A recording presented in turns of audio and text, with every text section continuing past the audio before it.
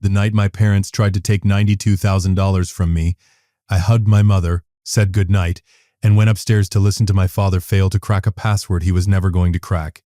It took him 3 attempts and 12 minutes. The account had been locked for 5 weeks. My name is Sterling Chapman, 29 years old.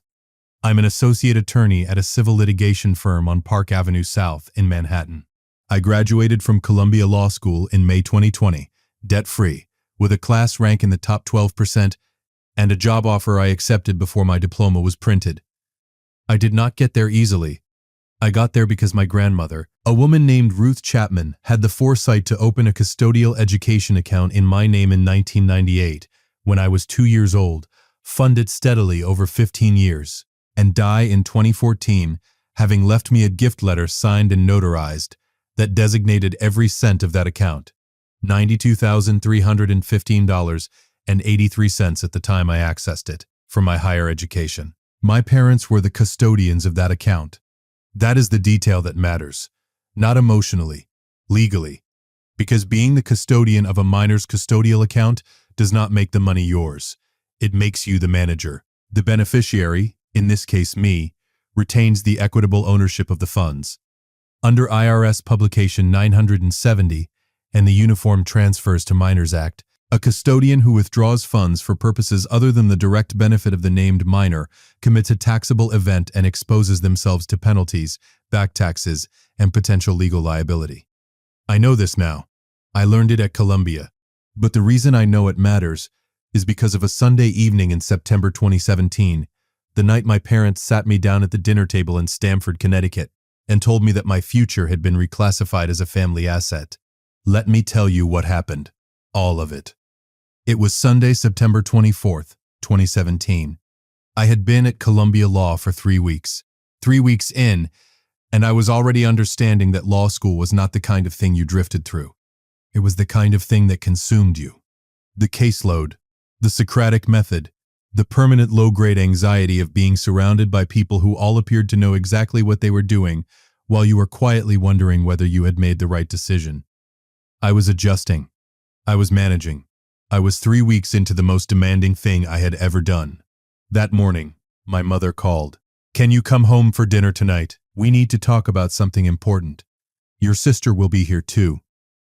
I drove 2 hours and 18 minutes from Manhattan back to Stamford, on I-95 in my Honda Accord with a navy blue folder on the passenger seat. The folder was not an accident. I will explain it shortly. But first, what I found when I arrived. My parents' house in the Cove neighborhood of Stamford sat on a quiet residential street lined with oaks that were turning in late September. I pulled into the driveway at 4:15 p.m. My sister Ashley's silver Camry was already there, parked at the angle she always parked, slightly crooked like she'd stopped paying attention 6 feet before she finished the job. Inside, Ashley was on the sofa with red eyes. My mother was in the kitchen making pot roast, Ashley's favorite, not mine. My father was not in his usual chair in the living room. Something was arranged. Something had been prepared for me. Dinner started at 6:30. The conversation was surface level and forced. The weather, my first weeks at school, nothing real. At 6:42, I noticed Ashley's engagement ring was gone. She'd been engaged since March. At 7:03, my father set down his napkin. "Ashley is 5 months pregnant," he said. "Derek lost his job. The wedding is postponed. She needs help." A pause. The kind of pause that comes before the thing you actually drove 2 hours to hear. "We've decided to transfer your education fund to Ashley. The fund your grandmother left. $92,000. That'll cover Ashley's medical costs, help her get on her feet, set up the nursery." My father said it with the measured delivery of a man who had rehearsed it. "You're already at Columbia. You can take loans like everyone else." Columbia Law tuition was $65,874 per year in 2017. He knew that number. He'd looked it up. He knew what he was asking me to absorb. He'd done the math and concluded that my future was a reasonable price to pay for someone else's present. My mother came in right behind him, the rationalization arriving fast, like it had been queued up. "Sweetheart, you've always been so capable. Ashley can't work right now. She's pregnant. But you have options. Loans, part-time work. It builds character. This is what family does. Ashley was crying on the other side of the table. I'm so sorry, Sterling. I didn't ask for this. She didn't refuse it either.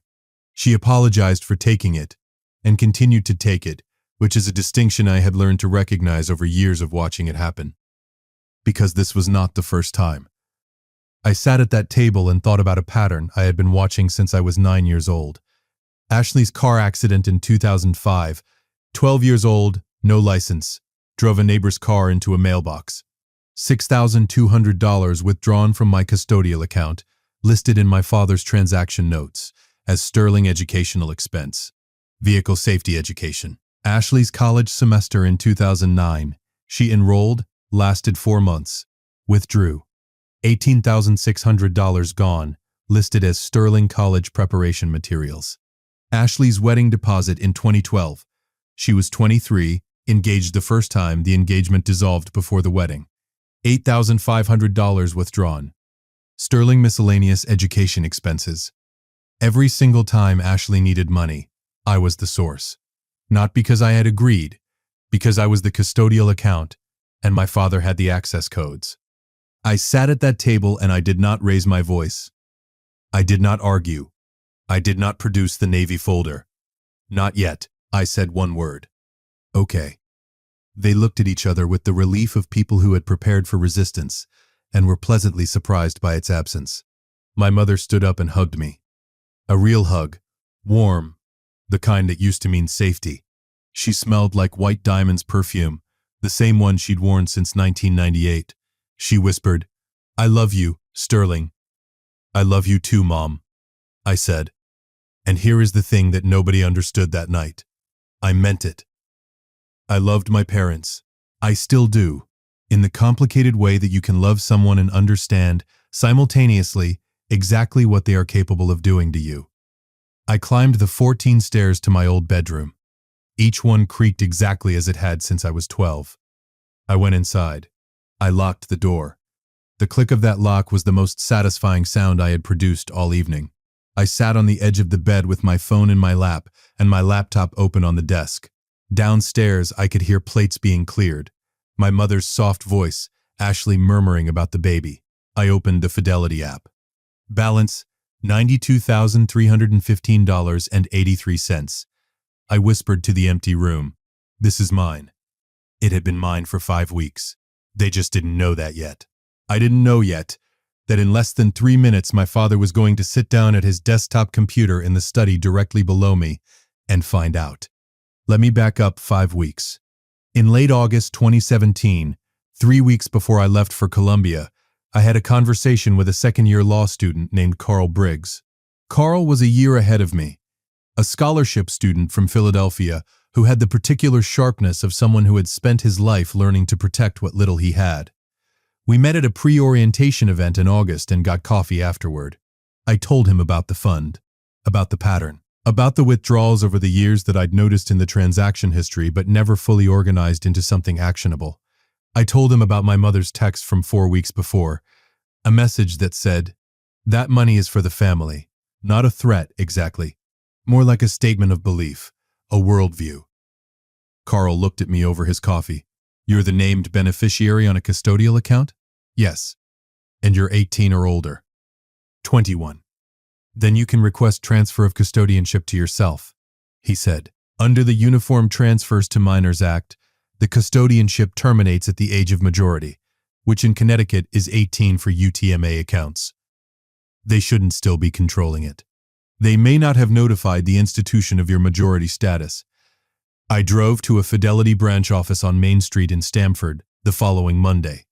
I brought my ID, my social security card, and a copy of my grandmother's gift letter, the original notarized, signed by Ruth Chapman in June 2002. I explained the situation to a representative named Ms. Ortega who pulled the account, reviewed my documentation, and confirmed the custodianship should have terminated at 18. I was 21. I was 3 years overdue for sole control. Miss Ortega completed the custodianship transfer that afternoon. I set a new password. I set up security alerts Any login attempt from an unrecognized device would trigger an immediate push notification to my phone. I set the account recovery email to an address my parents had never seen. Then I drove back to Stamford, helped my mother with dinner, and did not say a word about any of it. I also sat down that same week and pulled every transaction record from the account going back 12 years. I printed them, I organized them chronologically, I cross-referenced each withdrawal against what I knew about the family timeline. What I found was worse than I expected. The 3 withdrawals I already knew about: $6,200, $18,600, $8,500, totaled $33,300. Each had a memo notation listing my name and an educational purpose. I had never seen those memos. I had never authorized those expenses. They were fiction. Fiction my father had created to justify withdrawals he was making for Ashley. But there was more. Smaller amounts. 12 years of smaller amounts I had not tracked. $30 withdrawals, $80 withdrawals, a $340 charge in 2013 I could find no explanation for. When I totaled them, they came to $13,850 in unauthorized withdrawals beyond the 3 large ones. I put everything into the navy blue folder. I added a printed copy of IRS Publication 970, Section 5, highlighted in yellow. Any withdrawal from a custodial account that is not for the direct educational benefit of the named beneficiary is a taxable event. The custodian is liable for penalties equal to 10% of the withdrawing amount plus back interest from the year of withdrawal. I calculated the penalty exposure: 2005, $6,200. 10% penalty, $620, plus interest compounded over 12 years. 2009, $18,600. 10%, $1,860, plus 8 years of interest. 2012, $8,500.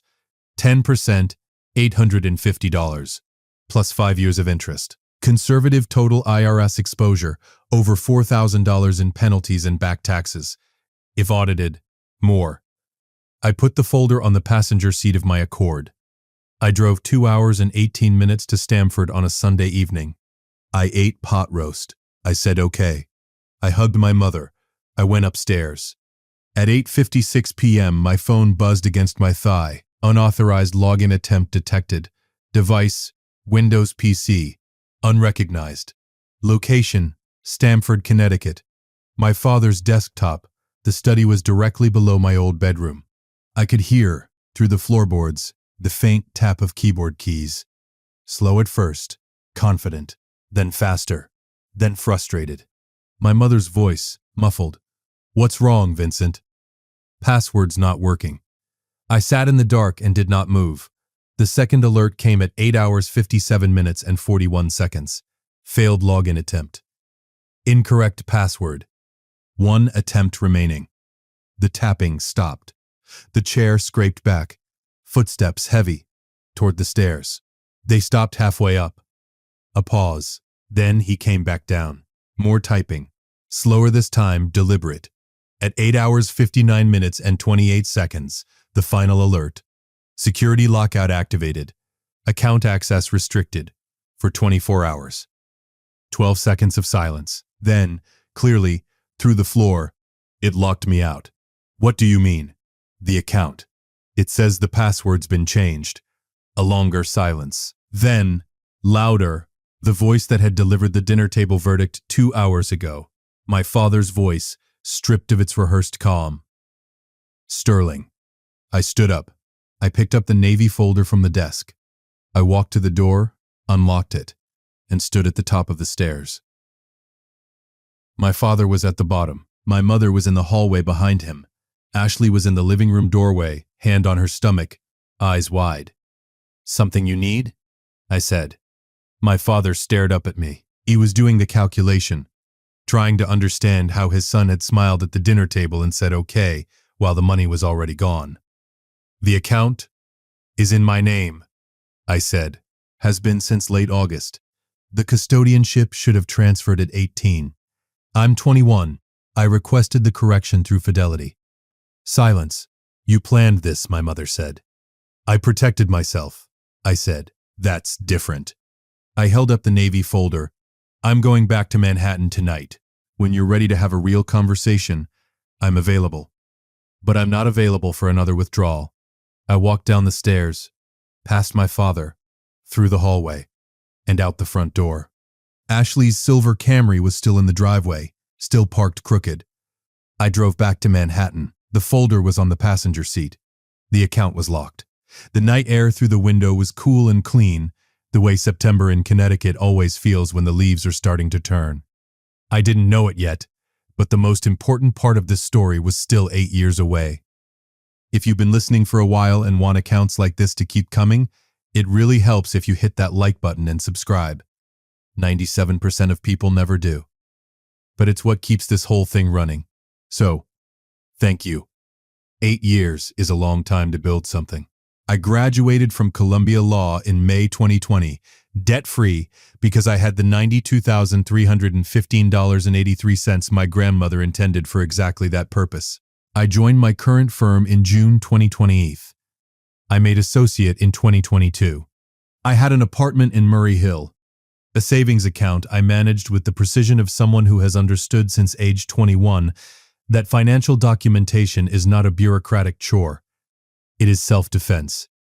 My relationship with my parents in those 8 years was what I would describe as functional distance. Holiday calls. The occasional dinner when I was in Stamford. Civil exchanges that stayed on the surface because neither side had decided what the honest version of the relationship looked like. My father and I did not discuss the account. My mother did not mention it. Ashley and I exchanged birthday texts and occasional updates about her daughter Emma, who had been born in February 2018. Healthy, loud, with Ashley's eyes and Derek's stubbornness, which I mean descriptively, not critically. The confrontation I had been carrying in the folder for 8 years came in December 2025. My mother called on a Tuesday evening. Her voice had the quality it gets when she is carrying something she has finally decided to set down. "Your father and I want to see you," she said. "There are things we should have said a long time ago. We met at a coffee shop on Atlantic Street in Stamford on a Saturday morning, a place called The Anchor, warm and small, the kind of cafe that fills up with locals on weekend mornings. My parents arrived first. My father looked older, not dramatically, just the honest accumulation of 8 years. My mother's hair had gone mostly silver. They were already seated when I walked in, and they had chosen a corner table, away from the foot traffic. I sat down. I put the Navy folder on the table. My father looked at it. "You kept that," he said. The conversation started with my mother. She did not use the managed warmth of 8 years ago. She used something rawer and less rehearsed. "We were wrong. We've known it for years and we've been too proud to say it." My father was quiet for a moment. Then, "Your grandmother left that for you. We had no right to threaten it. What we did with Ashley's expenses before that, we told ourselves it was for the family, but we were pulling from your account and calling it yours. That was wrong." I looked at him. "The 3 withdrawals you knew about come to $33,000, I said. "But I pulled the full transaction history in 2017. There's an additional $13,850 in smaller amounts, going back to 2005. Each one listed under my name as educational expenses." My mother put her hand over her mouth. "I didn't know about the smaller ones," my father said quietly. "I want you to know that doesn't change what I'm responsible for." "No," I said. "It doesn't." The door opened and cold December air came in behind Ashley and Emma. Emma was 7, pigtails, a winter coat covered in snowflake patches, the slightly overwhelmed expression of a child who knows the adults around her are dealing with something significant and is being very careful about it. Ashley sat down at the table without asking. Emma settled in beside her. "I read the article," Ashley said. She meant a piece I had written for a legal newsletter 3 months earlier about custodial account rights and unauthorized withdrawals. It had been passed around more than I expected. I never knew about the $13,000, not until Mom told me this week. "You didn't ask," I said. She flinched. "You're right. I didn't ask because I didn't want the answer." My father leaned forward. "If there's anything we can do now, financially."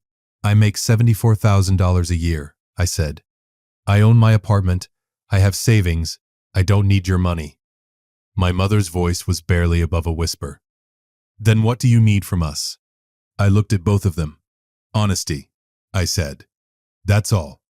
And the right to decide what our relationship looks like going forward. On my terms, not yours. My mother reached across the table and put her hand on mine. I did not pull away. I did not squeeze back. I let her hand sit there while I decided what to do with it. Emma had been watching all of this with the quiet attention of a 7-year-old who has learned to read rooms. Are you my Uncle Sterling? She asked. Yes, I said. Mommy showed me your picture. She says you're a lawyer. That's right. Is that why you have a folder? Lawyers always have folders. I said, it's the law. She appeared to find this reasonable. My father exhaled, the closest he had come all morning to the release of something long held. I looked at Ashley. I'll send Emma birthday cards. Maybe we can have lunch sometime. Just us. Ashley nodded, her eyes wet. I'd like that. My father tried once more. We thought we were protecting the family. You protected Ashley, I said. You sacrificed me. Those are not the same thing. Question. My mother. Quietly. I know. And I'm sorry, Sterling. We failed you. I looked at her. I know. And I survived anyway. I stood up. Emma waved with the full commitment of a child who has decided she likes you. Bye, Uncle Sterling. Bye, Emma. I walked out into the December cold. No hug with my parents, no dramatic scene, just the clean, specific lightness of a man who has finally said what needed saying and no longer needs to carry it. People ask if I forgave them. I think that's the wrong question. Forgiveness implies I was waiting for them to deserve it. I wasn't waiting. I was building a life where their approval didn't determine the value of my choices. A career where I help other people protect themselves from the same kind of quiet, loving, entirely deniable theft I had watched happen to me over 12 years. My grandmother Ruth left me $92,000, not as a family asset. As a statement of belief about who I was, what I was capable of, what my future was worth to her. She signed it and notarized it and put it in writing because she understood that the things you don't write down can be taken from you by the people who are supposed to love you most. I used every cent exactly the way she intended. I graduated debt-free. I passed the bar. I built a career. The framed gift letter is on the wall of my office now. When a new client sits across from me, usually a son or a daughter looking ashamed, saying maybe I'm being selfish, I point to it. Your grandmother wrote it down. That's the law. Not guilt, not emergency, not love that's been weaponized. They nod. And then we go to work. The navy blue folder is in my desk drawer. 2 inches thick. Complete. Being the capable one doesn't make you disposable. It makes you powerful. If you know your rights, document everything, and are willing to stand alone when everyone around you says to sacrifice. I didn't break my family. I stopped letting them break me. And on a Saturday morning in December, in a coffee shop on Atlantic Street in Stamford, I sat across from the people who had tried, and I let them see, clearly and without drama, exactly who I had become. They built me better than they intended to. That's the most honest thing I can say about all of it. If you liked this story, join our community by hitting that like button and subscribing for more family-centered accounts like this.